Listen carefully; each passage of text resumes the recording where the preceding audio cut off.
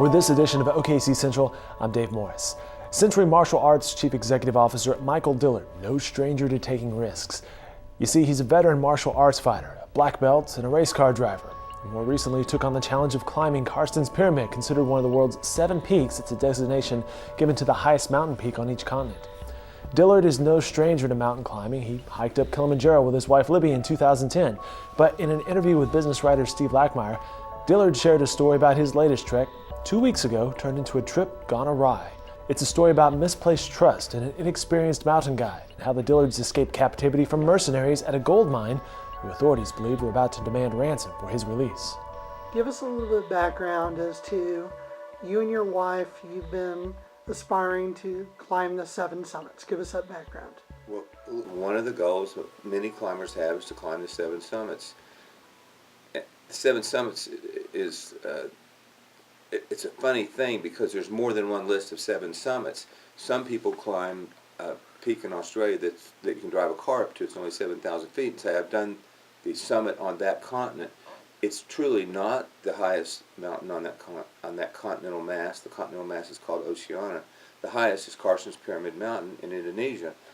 It's also the most remote and hardest, vastly harder to get to than any of the other 7 summits. Some people climb Everest, some climb K2, and there's more than one list, but they call it the 7 summits. Anyway, that's her goal in life. My goals, I'm not as hung up on 7 of them, but I want to accompany her when I can. This was a trip that a guide told us about, John Pavillard. He had done it once. It turns out he didn't do it the route that we took, and that's fine.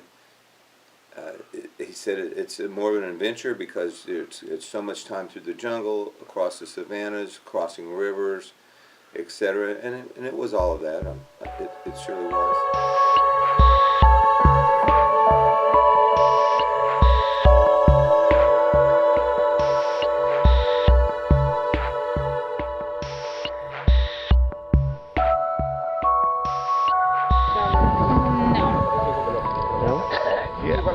Yes! I am so ready. Yes. So ready. This 4 and 3, 7 hours negotiation 7 hours in the custom shack. Was painful. 20-minute white knuckle motorcycle ride. And I'm ready to start hiking. It was one of those deals where I thought maybe if a woman's going to go try to tackle this jungle, it would be appropriate for a husband to go along. And next thing I knew, I was signed up, and I'm off spending most of my winter at high altitude in Colorado training for it. What did you not know about this particular mountain? What didn't you know about the area going in? Well, I didn't know that the world's largest gold mine's there, and I didn't know about the civil unrest in the area. I didn't know, it's called a red zone in Indonesia. It's officially designated red zone, and that means to them that they're having a lot of civil strife. In that part, it's a separatist movement. This mine, which is 500 and some thousand acres and change, and has 250 kilometers of tunnels underneath it, it's so valuable. There's 7 tribes that claim the land under the mine, or the mine is on. Those 7 tribes, although they employ people from these 7 tribes, they don't make very much money. They had a strike with a couple of years ago, started with 8,000 workers. Of the 20-something thousand that actually worked there, it became violent. The mine hired paramilitary forces to come in. They pay them directly. That's in their SEC filings. They pay them $14 million a year to provide security to the mine. It's a little bit like the Blackwater scandal in Iraq, Afghanistan. These guys don't really answer to anybody very directly. It's the Wild West. And anyway, despite all that, you've got all this mine machinery going on back and forth. A lot of traffic. There's blasting going on day and night. The mine does operate 24/7. So tell us about the trek that caused you to stop and try to cross the line? Tell us about the bridges, about the terrain, about the sickness. The bridges were, I mean, surely the bridges are better than I thought. I thought we were going to be wading through more rivers. We did have to wade through some, but the local tribes had built a few bridges. Some of them are just a log that you walk across. Some of them are a few sticks bundled together.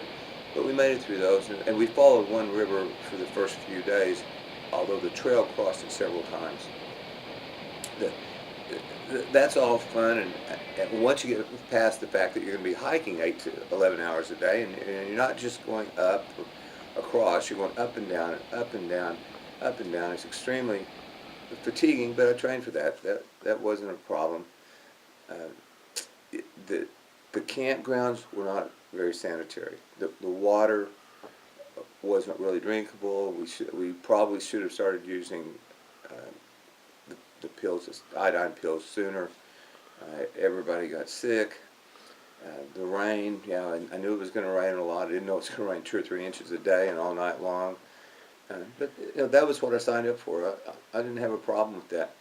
But by the time we got to what's called New Zealand Pass, which is 754 feet, pretty high pass, higher than any mountain in Colorado,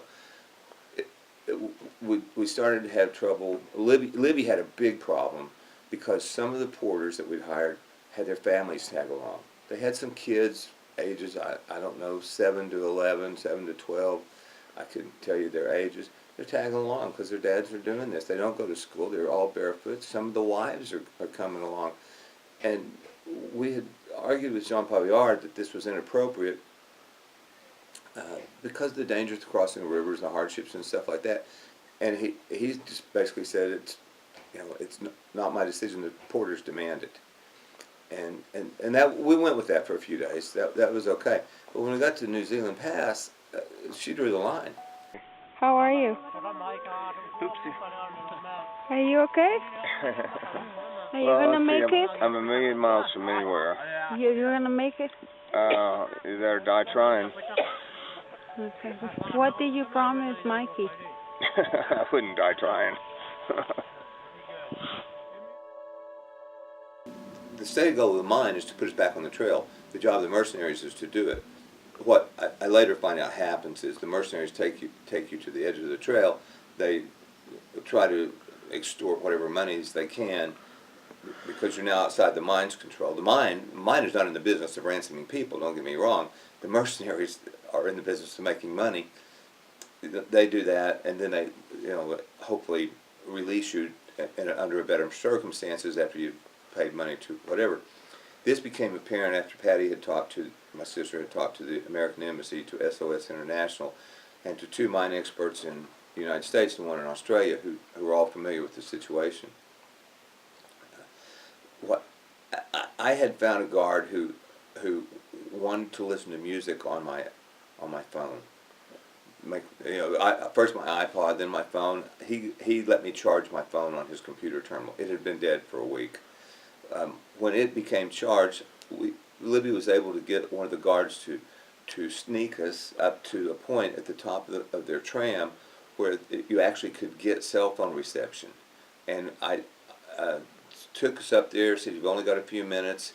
I tried to call the guides because I had like 6 phone numbers to say, well, what the heck's going on? Where's our ride? Where's the guy supposed to contact us? We've been here for days. No, I couldn't get an answer on any of those Indonesian numbers, but a text came through from my sister. "How are you?" Well, being a little bit suspicious, I had told her, if you haven't heard from me in 72 hours, call the embassy.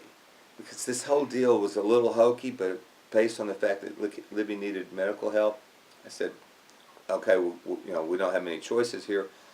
I texted back, SOS, call SOS. SOS is a service because we hike so much, we subscribe to. Call the embassy, call Mark Stonecipher, called a few friends, whoever. And then it was time we had to go back. Okay. At that point, I'm hoping the message got through. It evidently did. Now it's nighttime over there. It's nighttime here. It's daytime over there. The reverse. The next day, I didn't get to go back and try to use the phone again, but somehow, through whatever happens in cyberspace, a text pops up on my phone, even though I don't have a signal that I can make a call. And it's from her, and she's warning me of what these people have all said. And it's the consistent story that you'll be held for a few days, and after a few days, you'll be, they'll get in contact with your family, and there will be some request for money, ransom, if you will. Libby, at that point, she had just not regained any strength. The food, we had all the rice we could eat, and there's no shortage of rice. It's just not very appetizing after a while. They were still sleeping in the same clothes that we had been in for almost 2 weeks. The sanitary conditions, there weren't much, but think of where you are. We had a roof overhead, and it wasn't raining on us. It was a step above the tent, believe me. And the guys treated us well enough. And they were well enough that they got Libby an appointment with a doctor. Anyway, the medical services of the mine are subcontracted by this international medical company. And it coincidentally is called SOS, also not related to the service that we subscribe to. We went, they took us at 6 a.m., and I think they took us because nobody would see us at 6 a.m., to meet a doctor at yet another clinic. I find out later there's 2 hospitals associated with the mine and 6 clinics. But the mine is a multi-level, multi-mile thing with a city down below at mile marker 64, I believe, and the mine at the upper mine is at mile marker 70 something. And anyway, the doctor there is a South African, nice guy. He said, look, I don't work for the mercenaries, I don't work for the mine, I'm here on a humanitarian mission. He says, you're sick, and she had, we'd schemed a little bit to at least plead that she might be pregnant. You're hoping the pregnant lady sometimes gets a little special attention, and she's also a nurse. He identified with that. He called his supervisor and he left a message that said, I've got a female here, dehydration, exhaustion, first trimester of pregnancy, and I need to get her down to a lower altitude. So he says, great, leaves that message with his superior, has an ambulance arranged. The ambulance literally sneaks us over to the tram, parks right by the tram door. We get in, go down this tram. It's over a mile long. It's the second longest tram in the world. And another ambulance picks us up at the other end. He takes us to the hospital, which is down below, puts her in an emergency room, closes the curtain, says, wait here. He runs some tests just to cover his bases, and we're there for a few hours while he arranges transportation the 64 miles down to the city of Timaka. And that road itself is one of the more dangerous in the world because of this ongoing battle with the tribes and ongoing battle with the striking forces. We head down that. There's a convoy of people moving trucks. It's not really buses. It's like a bus, but it's pulled by an all-wheel drive truck. There may be a dozen of them, maybe 1,000 people in the convoy. It's a daily event. He sneaks us on the last bus, about the last people to get on. The bus is all staged at the edge of Tamakapura, which is Copper City, the mining town. There they pull in gun trucks amongst and behind the buses, and in a convoy they move down every day. They've had people killed on this road as recently as February, and remember we were there in March. The mercenaries didn't know we were on the bus. We were out of the mine's reach and the mercenaries' reach before they probably knew we were gone. We got to Timaka. I had a few dollars worth of the local currency in my pocket, got a cab, got to a hotel. With the credit card number, I was able to get a room, and eventually to an airport, and a flight to Bali. Emotionally, how are you and your wife doing in the aftermath of all this? Oh, I think it was a bonding experience, really. I think she is being tested today, unfortunately, for malaria. I don't think she has malaria, but she's got some symptoms. She's probably more emotional, but she was sicker than I was. She's still recovering, but it was a bonding experience. It was a good deal. you'd be surprised what we didn't know about each other until we spent 24 hours a day in a cell together. I was surprised. I said, you didn't know this, and no, I didn't, and that, and taking care of each other, that was a good thing. All right. Will you go back there? I will go back there. She will go back there. But the problem is, when we started out, we had hoped that we would be able to hike in and get a helicopter out. The helicopter just didn't happen. It's a real iffy thing on that mountain. And it's partially because the mountain's so shrouded in clouds all the time, partially because it's so remote, and partially because of the mine. They have so many restrictions. It's just a big deal there. When there's a regular helicopter service in and out, I will go. I was 2 hours from the summit. I could have done that in 2 hours easy, and 2 hours back down after 8 days. But I'm left with, do you take your wife to the hospital, or do you ask her to wait 2 hours? Well, I'd already asked her to wait 1 day, so that isn't going to happen. But to anybody that wants to climb the 7 peaks, and the legitimate 7 peaks, including Carson's Pyramid, the trek is part of the deal. The mountain's not hard to climb. It is technical. It's more technical than Everest. It's known to be more technical. But still, it's only a couple of hours of ropes and hand over feet climbing. Maybe if the weather's bad, a little bit longer. The trek is what climbers talk about when we're all sitting around having a beer or coffee, is the trek. Well, I've done the trek part. The summit part I need to go back to, and she will too. I would warn anybody that the mine is really an unsafe place, and they're right to say climbers don't come here for refuge. There's too much machinery, too much blasting. It's inhospitable, and we're passing signs that say no trespassing. But I went with the idea that this was all prearranged by the guide, and I was in a position where I needed to believe it. You can read more coverage from Steve Blackmeyer every day in the Oklahoman at newsok.com/Steve Blackmeyer and on his blog at okccentral.com.